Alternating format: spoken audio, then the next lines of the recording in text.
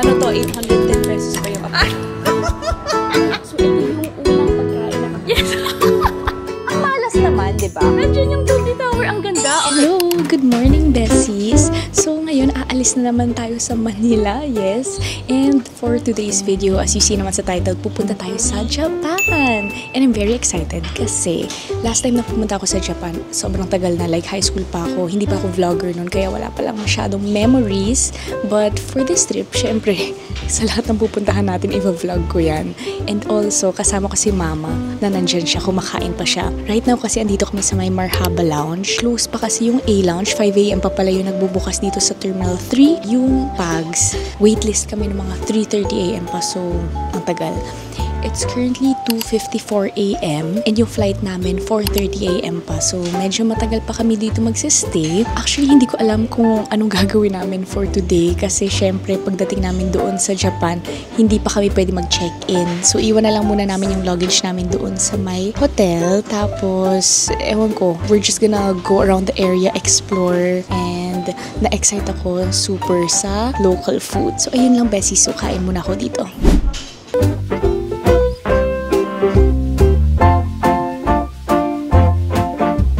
Update. So, andito na kami sa harap ng boarding gate namin. Yung gate is 105 and kanina 102. So, make sure kapag sinabi nilang temporary gate, kailangan tingnan-tingnan nyo yung mga nakasulat doon kung anong gate na talaga yung updated. Reminder lang. Kanina, paglabas namin ng lounge, nakita ko, guess who? Si Kokoy. Pero hindi na ako nakapag-vlog kasi medyo bang na ako kasi gusto nga namin pumunta dito sa may gate. So, ayan. O bigla kang nagising. Yan, si Mama kasama ko. Mama, say hello! Hello! Okay, so andito na kami sa plane. Nagpa-upgrade kami ng seat for more leg space. Pero parang ganun pa rin naman. Parang normal lang. Ano to, 810 pesos pa yung upgrade nito per seat. Pero, in fairness, mas mura kung sa check-in kayo magpa-upgrade compared sa online. The more you know.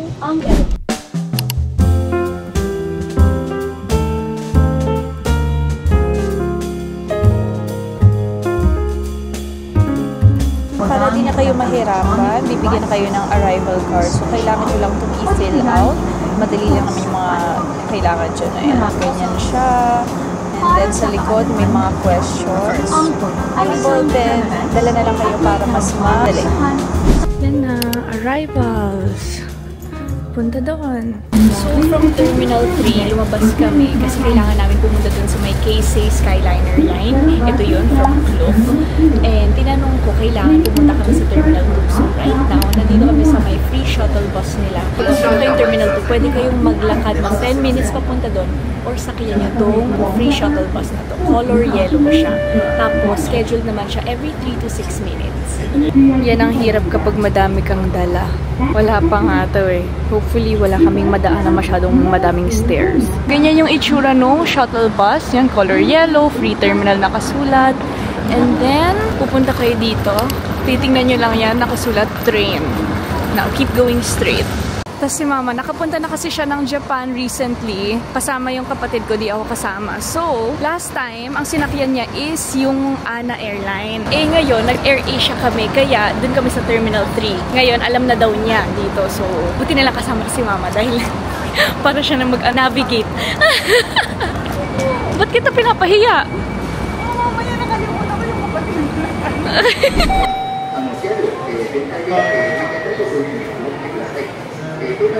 Mas madali kasi meron na kaming QR code from Klook. Hindi na kami pumila-pila doon. Papakita mo lang kay sir. English. Tuturuan pala ito. Ayan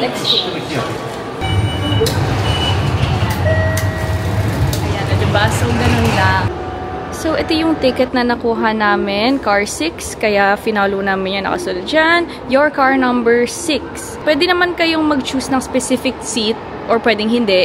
Nag-choose ako ng specific seat. So, magkatabi kami ni Mama. And then, ayan, parang naririnig ko na yung train. So, ang kailangan nyo lang gawin pagkatapos nyo kumuha ng ganitong Keisei Skyliner ticket is pupunta kayo dun sa number 1. Hanapin nyo lang yung number 1, then go down. May escalator naman para madali kapag may dala kayong mga malalaking luggage. Okay, so sinearch ko na. Meron kasi akong app dito called Tokyo Metro. Tapos sinerch ko lang kasi yung hotel namin sa Candeo Hotel in Roppongi. So, ang kailangan, magsiswitch kami ng station or lanes. From here, pupunta kami sa Nippori. Then from Nippori, mag-Yurakucho kami. Ayan, pina-follow ko lang to. This is very, very helpful. Basta makikita nyo na dito kung ano yung mga kailangan yung gawin talaga. Kung solo traveler kayo, this really helps a lot. Kailangan nyo lang ng data. Also, don't worry naman kasi dito sa Japan, ang lakas ng free wifi nila. So, hindi ka na kailangan mag-worry about that. But also, mag-eSIM ka na lang din para very convenient for you. Ito yung mga apps ko sa Japan. Try nyo na lang hanapin to sa App Store or Play Store. Okay, so nandito na kami. Nakasakay na dito sa aming seats. So, yan yung seat namin, 11C and D. Tapos, makikita nyo naman kung nasa na kayo doon. May screen dyan. Pwede nyo basahin yan. Ay, naka-Japanese kasi ngayon. Mamaya may English yan. And then here, sabi ko sa inyo, dito may Wi-Fi. And then, kung gusto niyo ng mga information, pwede nyo i-scan tong mga codes na to. Yan, para madali lang. Medyo matagal-tagal pa kami dito. Mga, siguro more than 40 minutes pa. So, update ko na lang kayo pag nag-switch na kami sa Nippori. By the way, itong train naman na to, medyo madaming leg space. So, kasya naman yung mga luggage dito. Kaso yung sa amin is, di ba, may dalawa kaming malaking luggage and itong maliit. So, yung dalawang malaking luggage namin, nilagay namin dun sa may dulo. Papakita ko sa inyo yung mamaya. Pero, pwede nyo rin naman ilagay dito, pero baka medyo masikip. Kaya, ito na lang yung iniwan ko dito. So, ito yung door na papasukan nyo. Right beside it, dito yung mga luggage. So, nakalagay na yan dyan. Secured naman yan, don't worry. And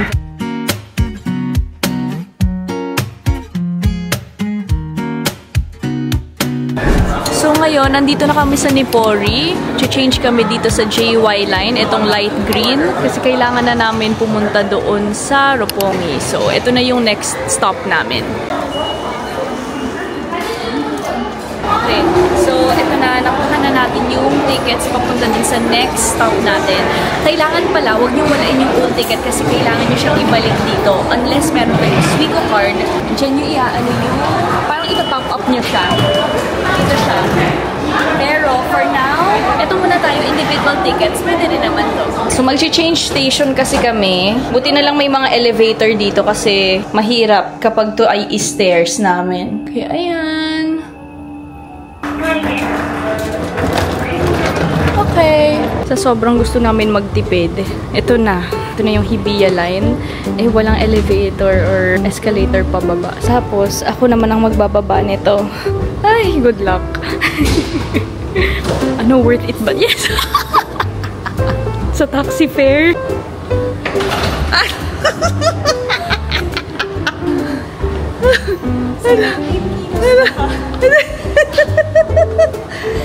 Yay!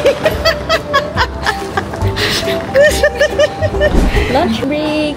So, currently, 12:34 PM na kasi and hindi pa kami kumakain ni breakfast. Kaka-exit lang namin ng Yurakucho Station. So, kailangan, after ng Yurakucho Station, lumabas kami kasi andun yung Hibiya line. So, tawid siya. Nakita namin ang daming mga kainan dito, parang may mall. Andito kami ngayon sa may Tokyo Pau kasi gusto namin ng Japanese. And then, after namin mag-lunch, doon na kami pupunta sa hotel. Pero, hindi ko sure kung magta-taxi na lang kami papunta doon since andyan naman na yung taxi line. Magta-taxi na lang ba tayo? Tanongin mo na natin, baka magulat. Sa presyo. Check natin yung price mamaya sa taxi. Doon magde-depend sa price. Ayan, so ito itsura ng kinakainan namin ngayon. And si Mama. Sa'yo is yung white sesame tantan. And then sa akin yung truffle shoyu ramen. So ito yung unang pagkain na kakain namin dito sa Japan. Now let's try it out.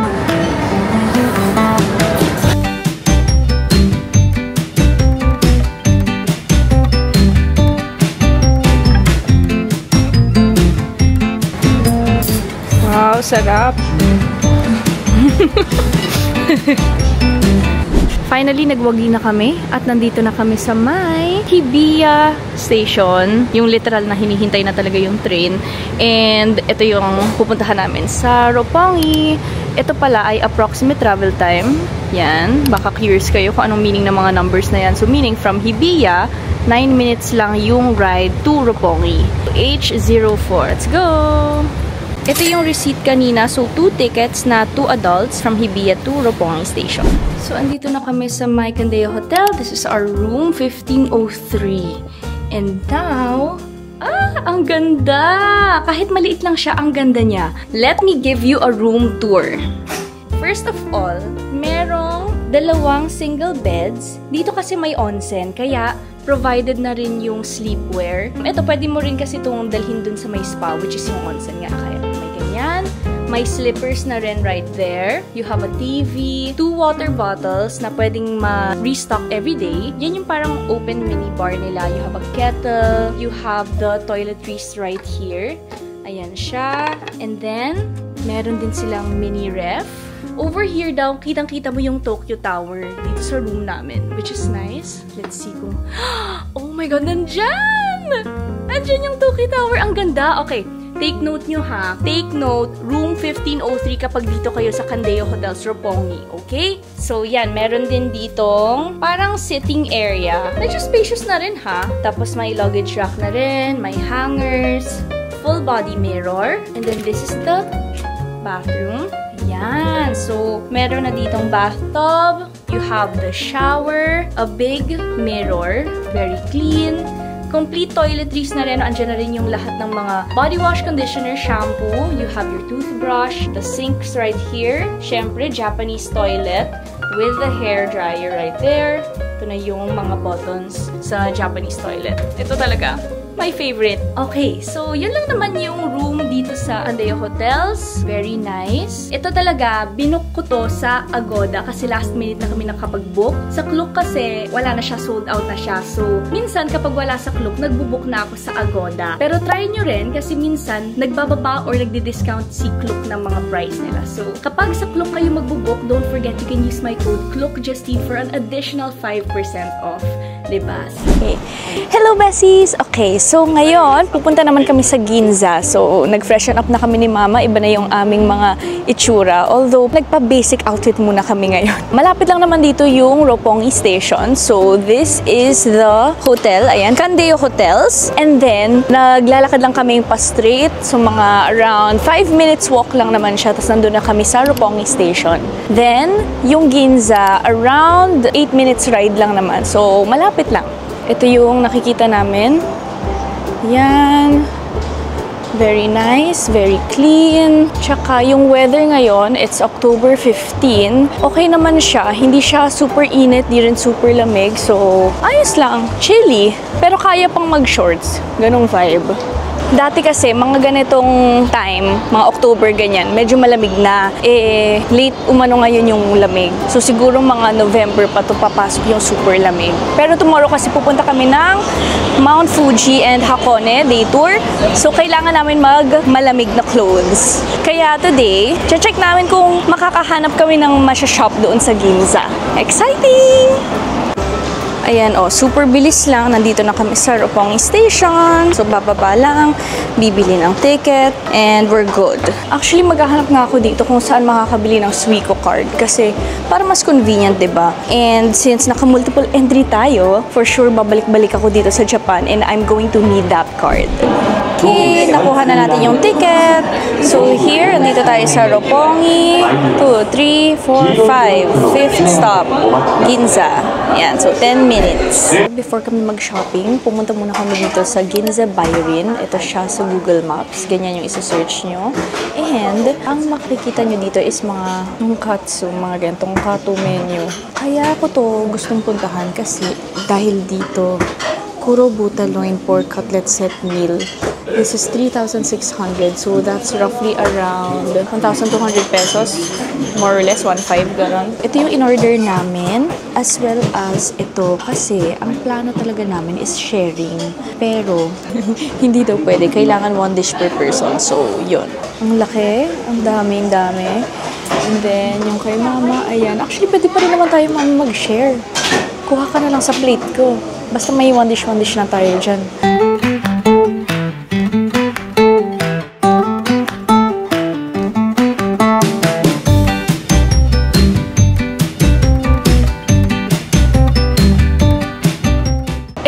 kailangan yung hanapin kasi medyo hindi mo siya mapapansin. Kala mo display lang siya or something. Pero yan, this is Ginza by Rin. Katabi niya tong Intimissimi. Ang cute ng pangalan. Pupunta ka dito. And then, automatic door naman yan. Ay, touch to open pala. Then, bababa ka dyan, tas doon na yun sa baba. Ito yung mga rules. Since busog na kami, it's time to shop. Kasi butas pala itong sinusuot kong damit. Kay mama kasi itong top na to. Uy, grabe. Hindi ko alam na butas yan. Order ko ngayon sa TikTok eh. Makita mo. Makita mo. Butas. Japan. Tapos yung mga suot. Butas-butas.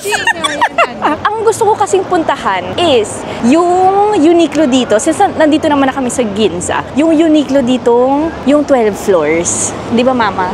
Pero ano bang difference? Mas mura ba doon? Or parehas naman lang? tayong Uniqlo sa Pilipinas.